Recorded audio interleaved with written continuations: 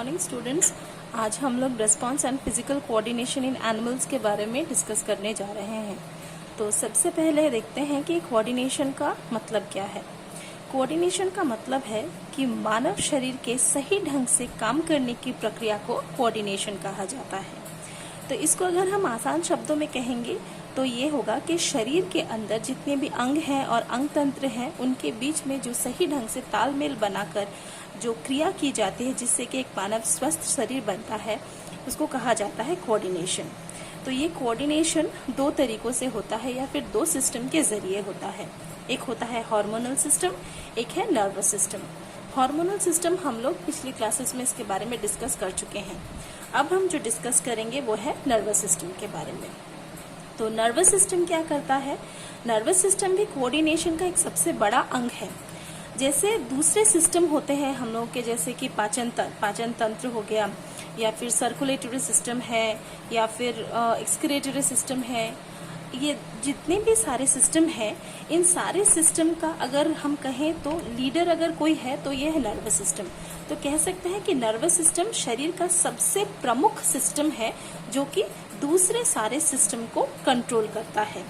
और इसी के साथ साथ ये क्या करता है, मानव शरीर को पर्यावरण के साथ जोड़ने में मदद करता है। तो मानव शरीर को पर्यावरण के साथ जोड़ने के लिए मानव शरीर में 5 सेंस ऑर्गन्स या फिर 5 इंद्रियां पाई जाती हैं, जैसे आँख, कान, जीभ, नाक, त्वचा, जो कि अलग अलग उद्दीपन को ग्रहण करते हैं और उसका विश्लेषण करके उस हिसाब से प्रतिक्रिया देते हैं।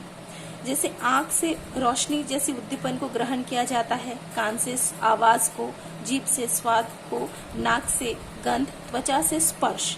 स्पर्श के साथ साथ हम लोग टेम्परेचर यानी कोई चीज ठंडा है या गर्म है, इस चीज का भी हम लोग अंदाजा लगा सकते हैं। तो अगर कम शब्दों में अगर कहेंगे तो नर्वस सिस्टम क्या है? नर्वस सिस्टम एक ऐसा तंत्र है जहां पर उद्दीपन को ग्रहण किया जाता है और उसका विश्लेषण करके उस पर प्रतिक्रिया किया जाता है, जो कि मानव शरीर को पर्यावरण के साथ जोड़ने में मदद करता है।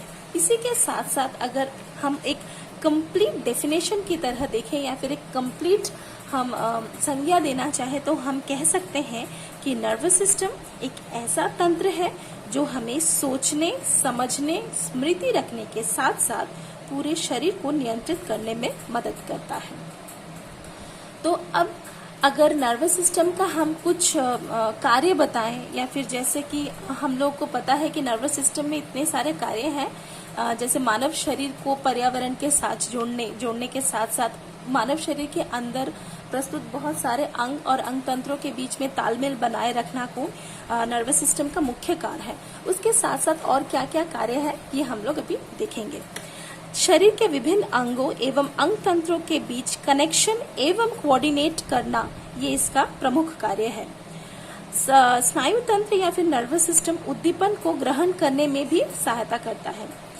उद्दीपन को पहचान कर पर्यावरण के साथ सामंजस्य एवं संपर्क स्थापित करने में इसका बहुत बड़ा हाथ है। और इसी के साथ साथ शरीर के विभिन्न पेशी एवं ग्रंथियों का संचालन भी करता है। जैसे कि हम लोगों ने पिछले क्लासेस में पढ़ा है कि हार्मोनल सिक्रीशन या फिर हार्मोन निष्कृत करेगा, ये हार्मोन कब निष्कृत करना है, कैसे निष्कृत करना है, इस पर भी नर्वस सिस्टम का एक बहुत बड़ा योगदान है जो कि हाइपोथैलेमस के साथ रिलेटेड है। और इसी के साथ साथ पेशी, जैसे हमको कब चलना है, बोलना है, हमको अपने शरीर को किस तरह से क्रिया करवाना है, इसका भी देखरेख नर्वस सिस्टम करता है। तो अभी इसी के साथ हम लोग और थोड़ा सा देखेंगे कि नर्वस सिस्टम में और क्या क्या है। जैसे कि हम लोग को पता है कि जीवन की इकाई एक कोशिका है, यानी पूरा समस्त जीवित जगत छोटी छोटी कोशिकाओं से मिलकर बना है। उसी तरह हमारे शरीर के विभिन्न अंग तंत्र भी ऐसी छोटी छोटी इकाइयों से बने हैं। जैसे कि एक्सक्रीटरी सिस्टम की सबसे छोटी इकाई नेफ्रॉन है, उसी की तरह नर्वस सिस्टम की सबसे छोटी इकाई है न्यूरॉन। तो हम ये कह सकते हैं कि न्यूरॉन से ही छोटे न्यूरॉन से मिलकर ही हमारा नर्वस सिस्टम बना है। अच्छा, अब इसी के साथ मैं कुछ और ऐड करना चाहूंगी, जैसे कि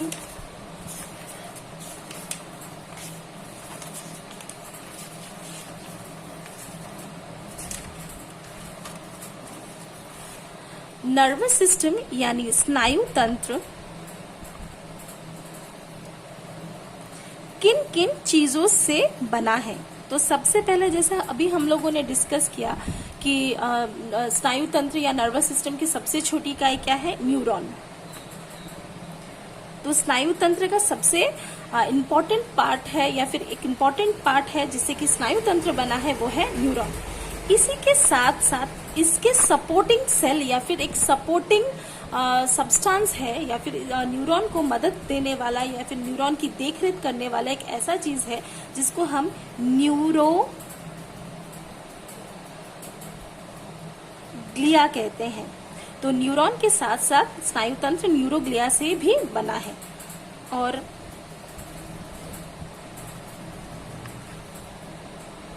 नर्व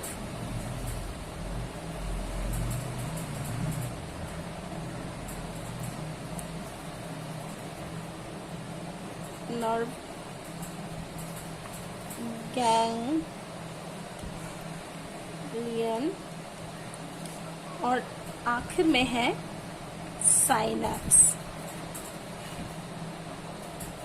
अच्छा, तो अभी हम लोग इन चारों के बारे में हम लोग थोड़ा थोड़ा डिस्कस करेंगे, लेकिन हम लोग को जैसे पता है कि इसके बारे में हम लोग को थोड़ा इलाबोरेट करके पढ़ना है।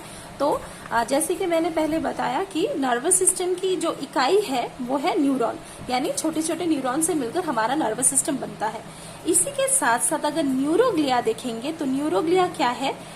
न्यूरॉन को पोषण देने वाला या फिर न्यूरॉन की हर तरफ से देखरेख करने वाली जो चीजें होती हैं जो कि न्यूरॉन के आसपास पाई जाती है, उसको कहा जाता है न्यूरोग्लिया। तो इसको हम एक तरह से कह सकते हैं कि ये सपोर्टिंग सिस्टम है न्यूरॉन के लिए। और इसी के साथ अगर ये देखें कि नर्व क्या है, जैसे हम लोगों को पता है, अगर मैं आप लोगों को एक न्यूरॉन का सबसे पहले एक बेसिक डायग्राम दिखा देती हूँ, उसी के बाद आप इसको कनेक्ट कर पाएंगे। ये है हमारा न्यूरॉन का एक डायग्राम। आपको समझ में आ रहा है? ये न्यूरॉन का एक डायग्राम है। आप लोग शायद क्लास 8 में भी इसको सबसे पहली बार देख चुके हैं कि इस तरह से न्यूरॉन होता है जो कि नर्वस सिस्टम की इकाई है। तो आइए देखते हैं कि इसमें क्या क्या है। न्यूरॉन भी दूसरे नॉर्मल कोशिकाओं के तरह ही है, लेकिन इसकी आकृति या फिर इसका आकार थोड़ा सा डिफरेंट है, इसीलिए इसको थोड़ा स्पेशल कोशिका के रूप में रखा गया है। तो अगर देखें कि न्यूरॉन का जो बॉडी पार्ट्स है किन किन चीजों में बटा है, तो देखेंगे सबसे पहला है इतना सा पोर्शन, इतना सा जो चीज है इसको कहा जाता है कोशिका देह या फिर साइटोन। और दूसरा है इन कोशिका के देह से अलग जो ये सब छोटे छोटे एक्सटेंशन है या फिर छोटे छोटे जो तंतुओं के रूप में निकली है, ये एक लंबा तंतु है, ये छोटे छोटे तंतुओं निकली है, उनको कहा जाता है प्रवर्धक या फिर प्रोसेस। तो प्रोसेस वापस दो भागों में विभक्त है। जो क्या बोलते हैं न्यूरॉन के ऊपरी भागों में पाया जाता है, इनको कहा जाता है डेंड्राइट, और न्यूरॉन के जो नीचे भागों में लंबी एक पूंछ की तरह होती है, इसको कहा जाता है एक्सॉन। तो अगर हम देखें कि न्यूरॉन की जो स्ट्रक्चरल है, न्यूरॉन का जो स्ट्रक्चर है, न्यूरॉन का स्ट्रक्चर दो भागों में डिवाइडेड है। एक है साइटोन और दूसरा है प्रोसेस या फिर प्रवर्धक। ये प्रवर्धक वापस दो भागों में विभक्त है, एक है डेंड्रॉन, एक है एक्सॉन। नॉर्मली क्या होता है कि जैसे हम लोगों को दूसरी कोशिकाओं में पता है कि दूसरी कोशिकाओं में न्यूक्लियस होता है, उसके साथ जीव द्रव्य कोशिका द्रव्य होता है, माइटोकॉन्ड्रिया होता है, राइबोसोम होता है, और उसके बाद एक कोशिका झिल्ली से घिरी हुई होती है। उसी तरह न्यूरॉन भी सेम उसी स्ट्रक्चर में या फिर वैसे ही ये उसकी स्ट्रक्चरल ओरिएंटेशन है। जैसे इस न्यूरॉन के अंदर ये न्यूक्लियस है जिसको हम नॉर्मल न्यूक्लियस या फिर केंद्रक कहते हैं। न्यूरॉन के अंदर जो कोशिका द्रव्य है या फिर जीव द्रव्य पाया जाता है, वो क्योंकि न्यूरॉन के अंदर पाया जाता है इसीलिए उसको थोड़ा सा अलग नाम दिया गया, जिसको कहा गया है न्यूरोप्लाज्म। नॉर्मली हम कोशिका के अंदर जो जीव द्रव्य पाया जाता है उसको हम साइटोप्लाज्म कहते हैं, क्योंकि ये न्यूरॉन के अंदर पाया जाता है इसलिए इसको हम न्यूरोप्लाज्म कहते हैं। जो कोशिका झिल्ली होती है, न्यूरॉन में जो कोशिका झिल्ली होती है उसको हम न्यूरोलेमा कहते हैं। जैसे पहले मैंने बता दिया, इन सब एक्सटेंशन को ये जो ऐसे से थोड़े एक्स्ट्रा निकल चुकी है साइटोन के बाहर से, इनको कहा जाता है डेंड्रॉन, और यहाँ पर जो ऐसी पतली पतली तंतुएं हैं इसको कहते हैं हम लोग डेंड्राइट। अच्छा, इसी कोशिका द्रव्य में या फिर न्यूरोप्लाज्म में ऐसे छोटे छोटे रंगीन कण पाए जाते हैं जो कि राइबोसोम की तरह काम करते हैं, जिसको कहा जाता है नीसल ग्रेन्यूल या फिर नीसल कण। अब उसी के साथ इसी साइटोन से निकलने वाले एक लंबी पूंछ की तरह एक आकृति होती है जिसको हम कहते हैं एक्सॉन। अब ये एक्सॉन में नॉर्मली देखा जाता है कि ये एक्सॉन क्या करता है, डेंड्राइट अगर कोई उद्दीपन को ग्रहण करता है, ये उद्दीपन हमारे साइटोन से होकर एक्सॉन के द्वारा होके ये उद्दीपन प्रवाह होके दूसरे न्यूरॉन के साथ कनेक्ट होता है। अच्छा, अब अगर हम देखेंगे यहाँ पर एक जो लाल इस तरह से एक आवरण की तरह जो है ये, इसको कहा जाता है माइलिन सीथ। अब इस माइलिन सीथ के होने ना होने के लिए ये न्यूरॉन दो तरीके के होते हैं। एक है न्यूरॉन जिसमें ये माइलिन सीथ नहीं है, जिसको हम कहेंगे नॉन मेड्यूलेटेड न्यूरॉन, और जिसमें ये माइलिन सीथ है इसको हम कहेंगे मेड्यूलेटेड न्यूरॉन। अच्छा, अब देखेंगे ये जो माइलिन सीथ है इसमें छोटे छोटे इस तरह से काले छोटे छोटे धब्बे या फिर न्यूक्लियस की तरह जो दिख रहे हैं, ये है स्वान सेल्स। अच्छा, अब यहाँ पर आप लोगों को कुछ दिख रहा है कि इन छोटे छोटे आवरण के बीच में छोटे छोटे जगह है, छोटे छोटे जगह है। इन जगह को कहा जाता है नोड ऑफ रैनवियर, यानी ये पूरा आवरण एक कॉन्टिन्यूअस नहीं है, ये बीच बीच में कुछ कुछ जगह पर ये खाली है, तो इन सब जगह को कहा जाता है नोड ऑफ रैनवियर। तो हम कह सकते हैं कि न्यूरॉन में इस माइलिन सीथ के होने ना होने के कारण न्यूरॉन दो भागों में विभक्त है, एक है नॉन मेड्यूलेटेड न्यूरॉन, एक है मेड्यूलेटेड न्यूरॉन। अच्छा, अब देखते हैं कि इसका फायदा क्या है।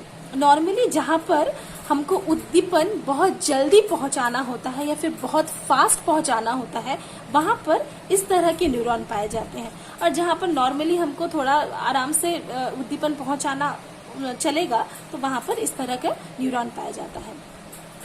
अब ये एक डिफरेंस हो गया। इसी के साथ साथ अब देखेंगे कि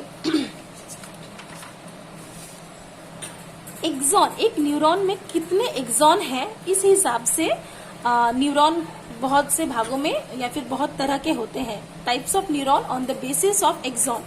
अच्छा, अगर एक है या फिर सिर्फ एक ही तरफ एक एक्सॉन पाया जाता है तो उसको कहा जाता है यूनिपोलर न्यूरॉन। ये डेंड्राइट है और एक सिर्फ एक्सॉन है। जैसे नॉर्मल न्यूरॉन हम लोगों ने अभी फर्स्ट पेज में दिखाया कि ये नॉर्मल एक न्यूरॉन है, तो यहाँ पर जैसे ये डेंड्राइट है, ये न्यूरॉन है, तो ऐसे न्यूरॉन को हम कहेंगे यूनिपोलर न्यूरॉन। जहां पर आप लोगों को दिखेगा कि ऐसे दो न्यूरॉन है, दो एक्सॉन है, एक ही न्यूरॉन में ऐसे दो एक्सॉन पाए जाते हैं, उसको हम कहेंगे बाइपोलर न्यूरॉन। और जहां पर हम लोग को बहुत सारे दिखेंगे उसको हम कहेंगे मल्टीपोलर न्यूरॉन। ये तो रहा कि on the basis of presence of axon, axon कितने हैं उस हिसाब से न्यूरॉन कितने तरह के हैं। तो अब थोड़ा बहुत शायद हम लोग को न्यूरॉन के बारे में पता चल गया है। तो अब हम जैसे मैंने लास्ट पेज में बोला कि न्यूरॉन क्या है, नर्वस सिस्टम किन किन चीजों से बना है, न्यूरॉन से, न्यूरोग्लिया से, नर्व गैंग्लियन और साइनेप्स। तो सबसे पहले जैसे हम लोगों ने न्यूरॉन में देखा है कि ऐसा एक साइटोन होता है या फिर सेल बॉडी होता है, उसके साथ इस तरह से डेंड्रॉन, डेंड्राइट होते हैं, एक्सॉन होते हैं। अच्छा, अब हम लोग देखेंगे कि नॉर्मली क्या होता है, हमारे शरीर में सिर्फ एक न्यूरॉन नहीं होता है, हमारे शरीर में असंख्य करोड़ों न्यूरॉन होते हैं जो कि एक दूसरे के साथ जुड़े हुए होते हैं और वो उद्दीपन को एक न्यूरॉन से दूसरे न्यूरॉन में प्रवाह करते हैं। तो नॉर्मली अगर हम देखेंगे कि एक डेंड्राइट इस तरह से यहाँ से उद्दीपन लेता है, एक्सॉन द्वारा आता है, और यहाँ पर जो है हमारा एक्सॉन टर्मिनल, अगर आपको यहाँ पर मैं दिखा दूं ये चीज, ठीक है, ये है एक्सॉन टर्मिनल जिसको हम साइनेप्टिक नॉब भी कहते हैं। ये क्या करता है, दूसरे न्यूरॉन के डेंड्राइट के साथ जुड़ता है। साइनेप्टिक नॉब दूसरे न्यूरॉन के डेंड्राइट के साथ जुड़ता है। यहाँ पर अगर देखेंगे, ये अगर हमारा है, ये सोचो एक डेंड्राइट है और ये हमारा एक्सॉन है, तो अब इसी के साथ दूसरे न्यूरॉन का डेंड्राइट इस तरह से जुड़ेगा, यहाँ से उद्दीपन ग्रहण करके इस साइटोन से प्रवाह होकर एक्सॉन के द्वारा जाएगा और वापस यहाँ पर दूसरे न्यूरॉन के डेंड्राइट से जाकर मिलता है और यही पर इसी तरह से उद्दीपन को कैरी फॉरवर्ड करता है या फिर पास करता है। तो जहां पर आप देखेंगे कि एक न्यूरॉन से दूसरे न्यूरॉन में उद्दीपन जाता है तो ये बहुत सारे न्यूरॉन का एक कनेक्शन है। बहुत सारे न्यूरॉन के इस कनेक्शन को कहा जाता है नर्व। ठीक है, तो अभी हम लोगों ने देखा है कि न्यूरॉन, न्यूरोग्लिया और नर्व। न्यूरॉन है नर्व स्नायु तंत्र की सबसे छोटी इकाई। न्यूरॉन को सही पोषण देना या फिर उसकी देखरेख करने के लिए होता है न्यूरोग्लिया और न्यूरॉन के कनेक्शन को कहा जाता है नर्व। अब आते हैं नर्व गैंग्लियन। ठीक है, ऐसे कई जगह है जहां पर हम लोगों को जैसे पता है कि न्यूरॉन में ऐसे सेल बॉडी है साइटोन।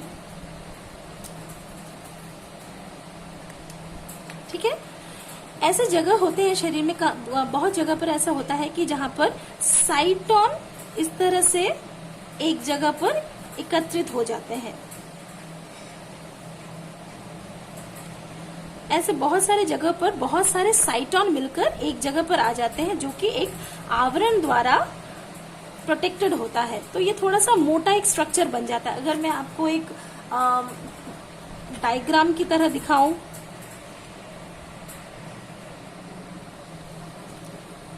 अच्छा अगर मैं यही चीज आपको एक पिक्चर में दिखाऊं तो ये देखिए, यहाँ पर क्या है, बहुत सारे न्यूरॉन के जो सेल बॉडी है या फिर साइटोन है वो एक जगह पर इस तरह से है और जो कि एक आवरण द्वारा ढका हुआ है। इसी को कहा जाता है नर्व गैंग्लियन।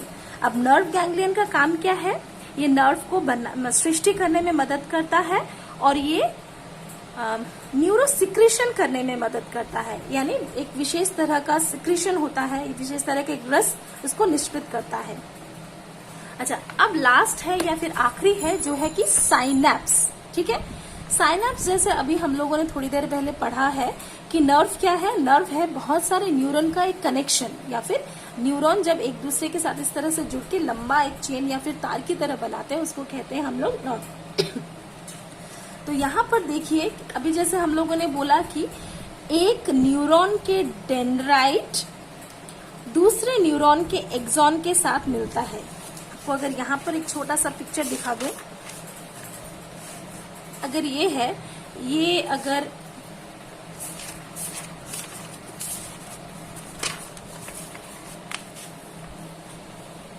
अगर न्यूरॉन है,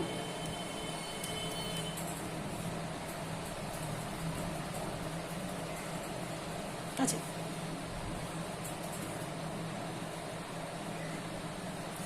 यहाँ से उद्दीपन ग्रहण करके साइटोन से होकर एक्सॉन तक आते हैं, फिर यहाँ पर जाके ये साइनेप्टिक नॉब है। अब यहाँ से क्या होता है, ये किसी न किसी एक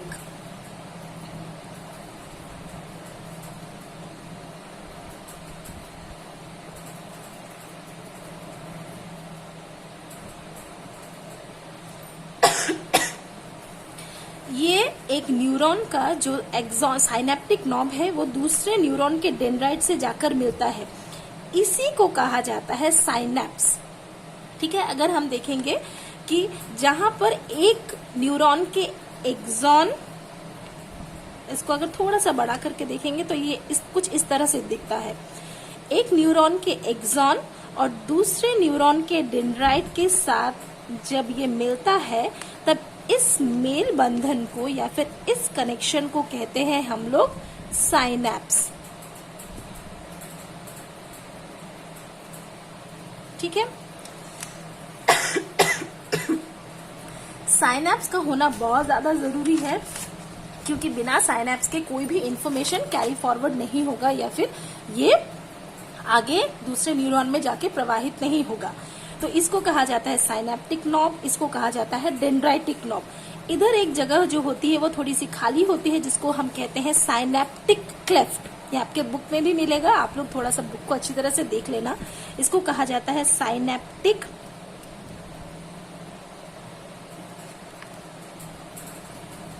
क्लेफ्ट।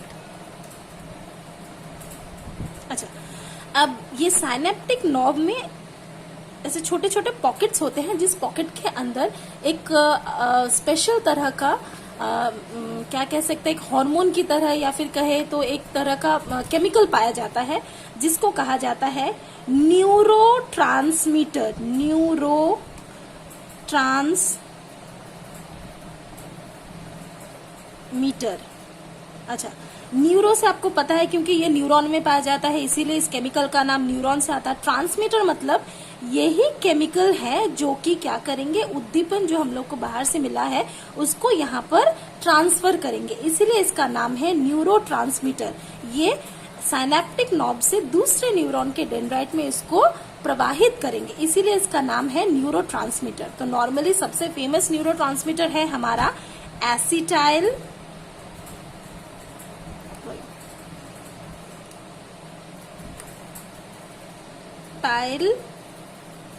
कोलिन।